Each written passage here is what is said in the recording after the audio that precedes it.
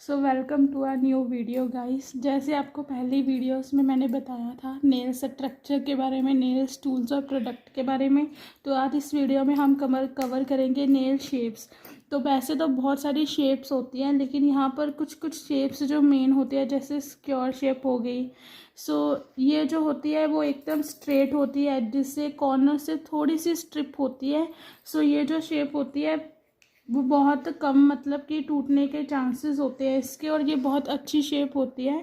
उसके बाद हमारी शेप होती है आमंड। देखो आमंड जो शेप होती है वो थोड़ी सी, मतलब कि आप कहोगे तो वाइड होती है, साइड्स में जाके थोड़ी सी वो ऐसे राउंड की तरफ होती है। जैसे आप यहाँ पर देख सकते हैं, ये जो आमंड शेप यहाँ पर बनी हुई है, तो ऐसे ही हमारी ये राउंड शेप होती है। राउंड शेप जो हमारी नेचुरल नेल शेप होती है, सेम वैसे ही होती है, आप देख सकती हैं।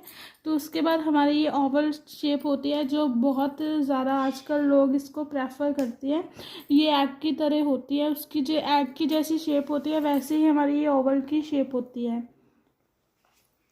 उसके बाद हमारी आती है स्क्यूबल। जो स्क्यूबल शेप होती है वो एकदम स्क्योर होती है, स्ट्रेट जाती है और एजेस में जाकर थोड़ी सी वो राउंड हो जाती है। जो शार्प कॉर्नर्स नहीं होते, थोड़ा सा राउंड हो जाता है, उसको हम स्क्यूबल बोलते हैं गाइस।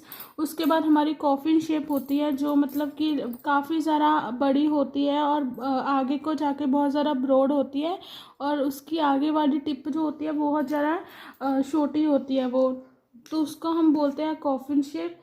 उसके बाद हमारी पॉइंटेड शेप होती है बहुत ज़्यादा, जो ये एक ड्रामेटिक लुक क्रिएट करती है। ये बहुत ज़्यादा शार्प होती है प्लस पॉइंटेड होती है।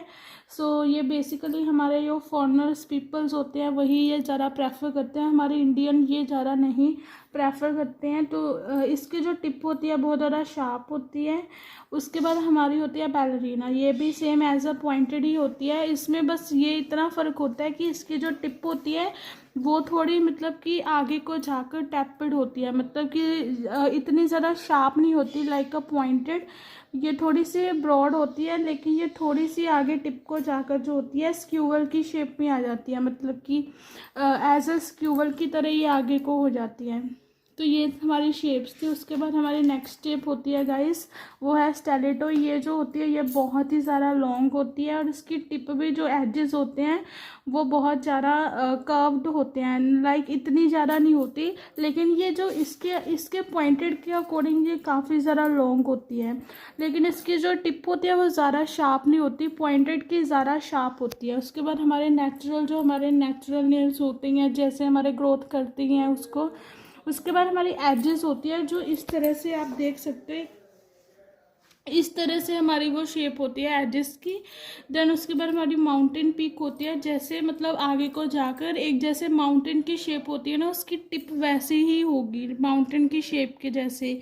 उसके बाद हमारे इसको हम बोलते हैं lipstick shape. Lipstick shape guys आप देख सकते हैं कैसी है। तो ये हमारी शेप्स थी।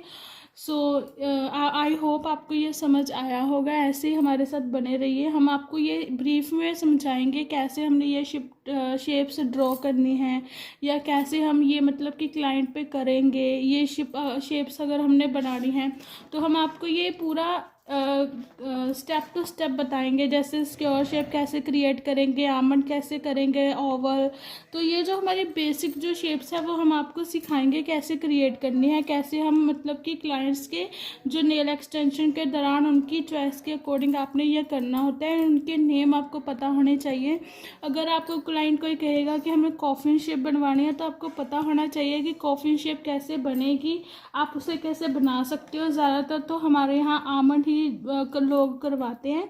सो आप आमंड पर ज़्यादा ध्यान देना, उसकी ज़रा प्रैक्टिस करना। देखो अगर आपको आमंड आ गई तो आप राउंड और जो ओवल है वो आपको आ ही जाएगी बनानी। आमंड थोड़ी टफ होती है, टाइम कंज्यूमिंग होती है, लेकिन आई होप आप बहुत जल्दी सीख जाएंगे। सो गाइज ऐसे ही हमारे साथ बने रहिए। अगर आपको किसी भी चीज़ में डाउट है तो आप कमेंट सेक्शन पे आप कमेंट कर सकते हो, और लाइक और शेयर करना। Thank you.